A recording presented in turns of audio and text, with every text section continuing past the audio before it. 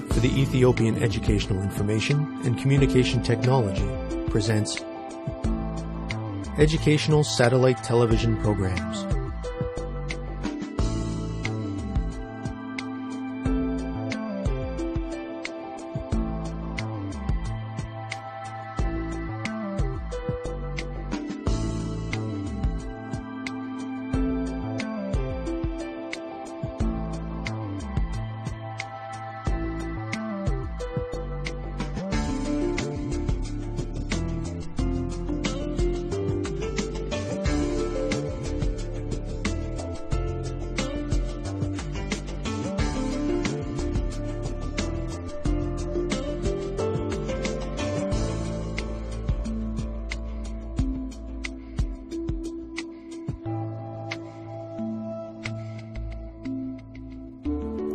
Hello, teacher.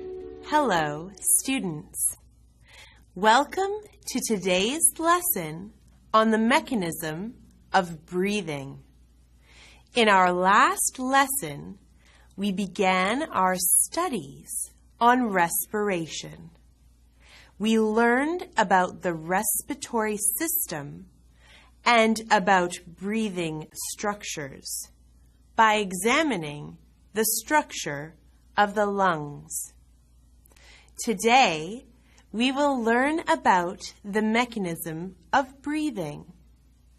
We will describe how the structures of the respiratory system work, and we will discuss how air moves in and out of the lungs. Are you ready to begin? Let us start with an activity. Please stand up and place your hands on both sides of your rib cage. Now, for the next few minutes, try breathing gently, then breathing deeply. Feel the different way your chest moves when you alter your breathing. Students, let's get ready. Begin.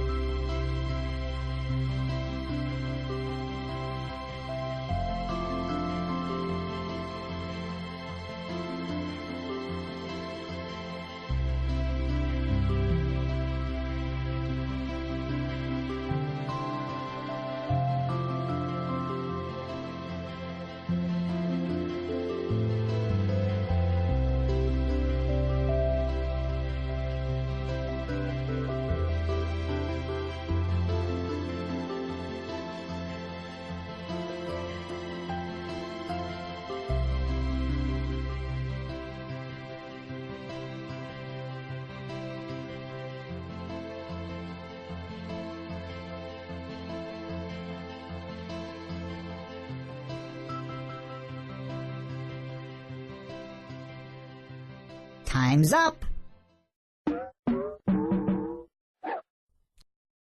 Let's get back to our lesson. Hello again, class. Did you feel how the size and the shape of your ribcage changed as you breathed?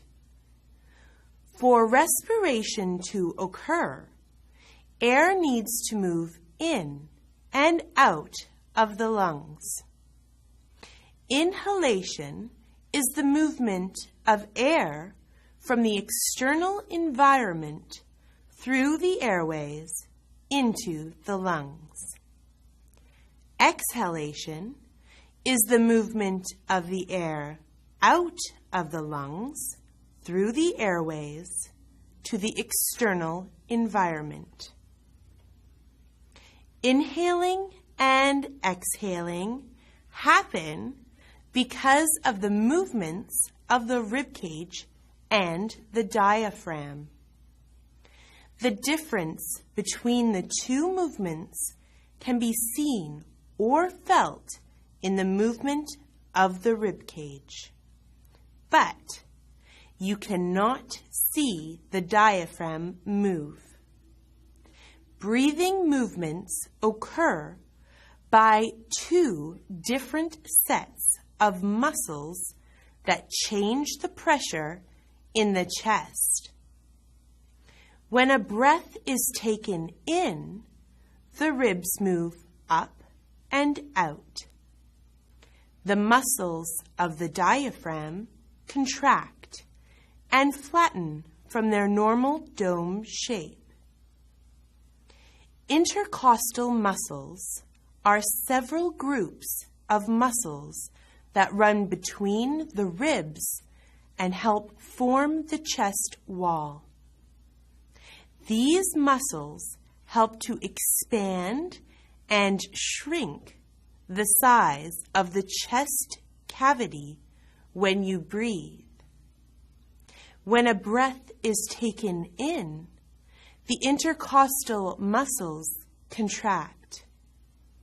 They pull the ribs upwards and outwards at the same time as the diaphragm muscles contract and flatten. These movements increase the volume of the chest or thorax. Now that there is the same amount of gas in a bigger space, the pressure inside the chest drops. In other words, the pressure inside the chest is lower than the pressure outside, and as a result, air moves into the lungs. When you breathe out, the intercostal and diaphragm muscles relax. The ribs drop, and the diaphragm forms a dome shape. The volume of the chest decreases. Therefore, the pressure inside increases as the air is squeezed out of the lungs. Try it for yourself, students. Take a few deep breaths in and out. Take notice of your chest and think about how your diaphragm muscles are working inside your chest. The movement of air in and out of the body is called ventilation of the lungs. Students, in your own words, describe the movement of the intercostal muscles and the diaphragm when breathing in and breathing out. Students, let's get ready. Begin.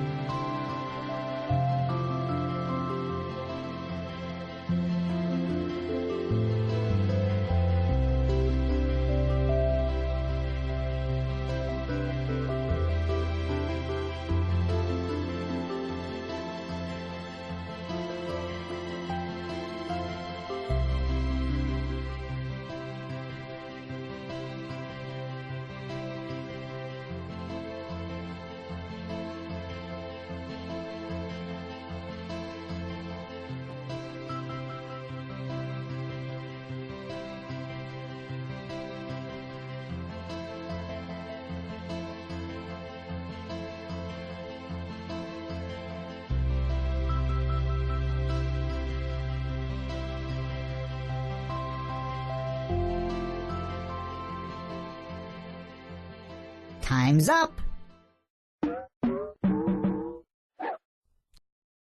Let's get back to our lesson. Hello again.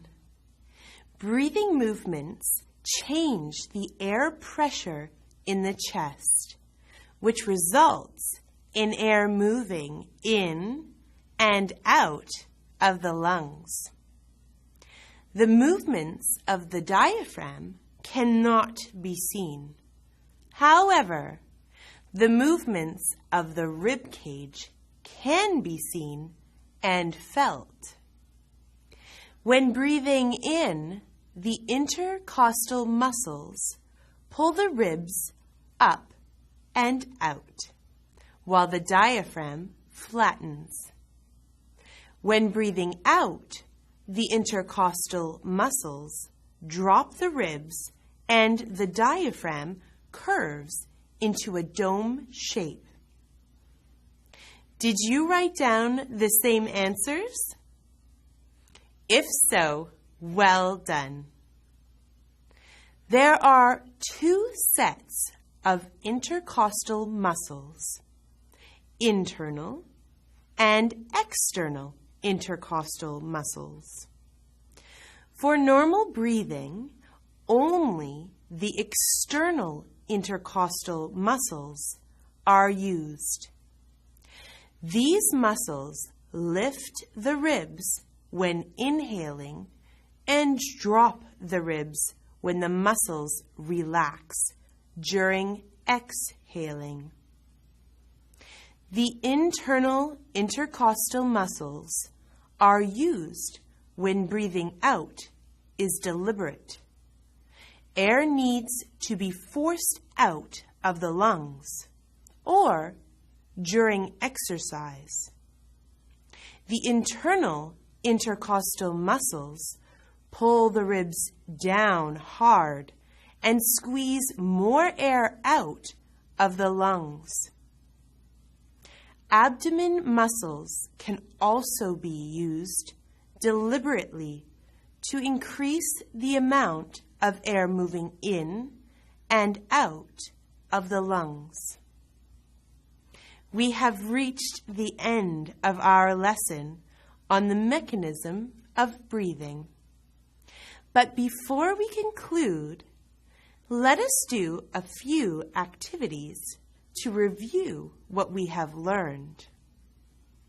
Please define the following terms: inhalation, exhalation, and ventilation. Students, let's get ready. Begin.